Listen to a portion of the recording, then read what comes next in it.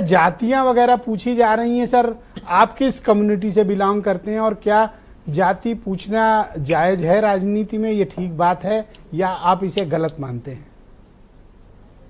देखिए ब्रजेश जी, जब हम लोग प्राइमरी विद्यालय में पढ़ने जाते थे तो हम लोगों को मास्टर साहब पढ़ाते थे कि वह शक्ति हमें दो दया ने दे, कर्तव्य मार्ग पर डट जा, जिस जाति धर्म में जन्म लिया बलिदान उसी पर हो जाए। जब बचपन से जो चीजें बताई गई कि आप हर जाति में पैदा हुए और हमारे शासक महाराजा सुहेल राजभर थे जो पूरे देश में मुगल शासकों पर जो आक्रमण करने आए उनको धाराशाही कुटला नदी किनारे किए, आज वही इतिहास हम लोग पढ़ करके आपके सामने बैठे।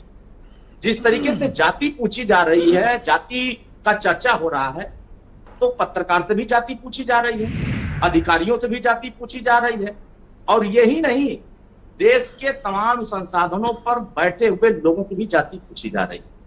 सवाल इस बात का नहीं है कि जाति पूछी जा रही है, अगर सवाल एक तरफ से हो रहे हैं तो दूसरी तरफ से जवाब भी होना चाहिए। अगर सरकार सन 52 से चुनाव हो रहे हैं और सन 52 से कितने आयोग गठित हुए, चाहे छात्र डॉक्टर छेदीलाल साथी की रिपोर्ट आयोग गठित हुआ हो, चाहे काका कालेलकर की रिपोर्ट बनी हो, चाहे मंडल आयोग बना हो, और चाहे रोहिणी कमीशन का गठन हुआ, जितने भी आयोग समितियां बनी है उन इन्हीं जातियों को ऊपर उठा करके मजबूत करके एक बराबर के हिस्से में खड़ा करने के लिए बनी।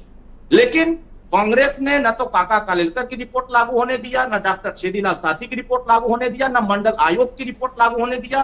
पूरी तरीके से पिछड़ों के नाम पर राजनीति करके पिछड़ों को हक अधिकार लूट लिया। क्या इस देश में किसने लूट लिया? हमारे जो दलित वर्गों में लूटा किसने? इस देश में से जो नेता पिछड़े वर्ग के उभर कर के आए। अब अभी मैं आपको उदाहरण देता हूं। एक मुझे सवाल का जवाब दे दो, फिर पीडीए पे आएंगे। क्या जाति पूछने को आप जो बीजेपी का स्टैंड है उसे सपोर्ट करते हो या इसे गलत मानते हो? देखिए, जब जाति प्रमाण पत्र आपको तहसीलों में दी जा रही है तो जिन लोगों को यह लग रहा है कि हमें जाति प्रमाण पत्र लेना चाहिए, जिनसे पूछी जा रही है, तो वो जाति प्रमाण पत्र सरकार बना रही है, बना करके दिखा दे कि नहीं हमारी जाति ये है। अगर आप एक तरफ जाति जनगणना की बात करते हैं और दूसरी तरफ अपनी जाति नहीं बताना चाहते हैं तो यह तो आप भेदभाव करना चाहते हैं ना, एक दूसरे को नीचा दिखाना चाहते हैं। आप ये चाहते हैं कि हर कोई अपनी जाति बताए, इसमें कोई समस्या नहीं? नहीं, देखिए, अभी आप पीडीए की बात हो रही थी, पीडीए में बहुत सारे वर्ग आते हैं, सिर्फ एक वर्ग नहीं आता। राज्यसभा में नेता प्रतिपक्ष कौन है? यादव जी। लोकसभा में नेता प्रतिपक्ष कौन है? यादव जी। विधान परिषद में नेता प्रतिपक्ष कौन है? यादव जी। विधानसभा के नेता प्रतिपक्ष कौन है? आप जान रहे हैं। तो यही तो है। नहीं, उनका भी बता दो, कौन है वो? क्या निषाद नहीं, वो क्या निषाद? अरे बताओ, एक सेकंड दोस्त, एक सेकंड रुकिए, एक सेकंड। कौन है नेता प्रतिपक्ष? क्या ये पीडीए का हिस्सा है? कौन? जो जिनको बनाया है, मुझे नाम नहीं पता याद आ रहा, कौन है? माता प्रसाद पांडे जी कोई है? कोई है? माता प्रसाद पांडे कोई है? प्रतिपक्ष के नेता हैं। पांडे इसलिए उनका अपमान कर रहे हो? प्रतिपक्ष के नेता हैं। नहीं, पीडीए का जो वो हिस्सा बता रहे हैं। नहीं, पांडे को बोलने में समस्या है आपको? हमको कोई माता प्रसाद पांडे थे, हम उनका नाम नहीं जानते इसलिए नहीं बोल पाए, लेकिन हमने सुना था कि किसी पांडे जी को बनाए हैं, हम नहीं जानते। लेकिन वास्तविकता ये है, इतनी चिढ़ क्यों पांडे नाम से भाई? आरक्षण नहीं सर, बीच में न बोलो। 27% आरक्षण, 46,410 पुलिस की भर्ती 2013 में आई। सरकार किसकी थी? हाई कोर्ट ने क्या कहा था कि मजबूत जातियां पिछड़े वर्गों में छोटे। अरे आज आपने पिछड़े वर्गों को अनुप्रिया पटेल का स्टेटमेंट सुना है? वो 69,000 का मुद्दा ले उड़ी है, आप पीछे छूट गए हो। देखिए, हम तो रोहिणी कमीशन की बात कर रहे हैं। एएनआई पर बहुत भीषण इंटरव्यू दिया है उन्होंने, हालांकि अंग्रेजी में दिया है, लेकिन बड़ा भीषण मुद्दा उठाया है 44 और अपनी ही सरकार को घेरा है अनुप्रिया पटेल ने। अब आप तो सुन ही नहीं रहे हैं।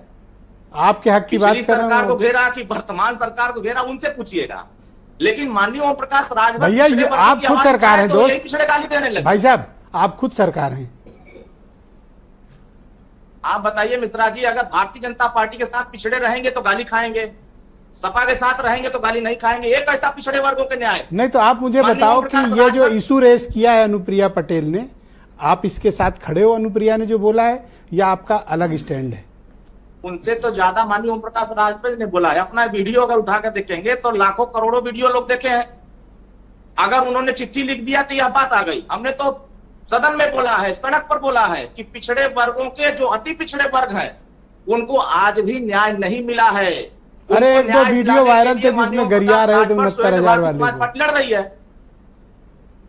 देखिए दूसरा कौन क्या कहता है, आज वही पिछड़े वर्ग की आवाज उठाए माननीय ओम प्रकाश राजभर। कौन दे रहा मैं है? अंशु अवस्थी को बुला लूं। पिछड़े वर्ग के लोग दे रहे हैं। एक सेकंड, पिछड़े बढ़ेंगे ता दे रहे हैं। Thank you sir, thank you. मैं अंशु अवस्थी को ऐसे लोग भी इस बात को समझे कि ये सामाजिक न्याय नहीं है। सामाजिक न्याय वास्तविक है कि जो पिछड़े वर्ग में मजबूत है उनके छोटे वर्ग जो कमजोर है उनको ऊपर उठा करके मजबूत करिए, ये सामाजिक न्याय है। ओके, और जाति बताने में कोई समस्या नहीं है, करते जाइए। जाति बताने में कोई दिक्कत नहीं है, आप बीजेपी के स्टैंड के साथ बताना चाहिए। हम तो कह रहे हैं ऑलराइट, मैं अंशु अवस्थी को बुला सभी लोगों को जाति बतानी आपके चाहिए। दोस्त अंशु अवस्थी को व्यवस्था बनी है। धन्यवाद राजभर जी। संविधान में दूसरे राउंड में सर आपको मौका दूंगा। व्यवस्था दीजिए तो लीजिए व्यवस्था। धन्यवाद सर, आप मेरे साथ जुड़े रहिए। नहीं दे रहे हैं तो इसका मतलब आप छल कर रहे हैं, धोखा दे रहे हैं। Thank you. मैं अंशु अवस्थी को इन्वाइट करता हूँ। अंशु जी को लाया जाए। अंशु जी ये बताइए, जाति तो पूछी थी अनुराग ठाकुर ने, इतना क्यों तिल मिला गए अंशु अवस्थी आप लोग? देखिए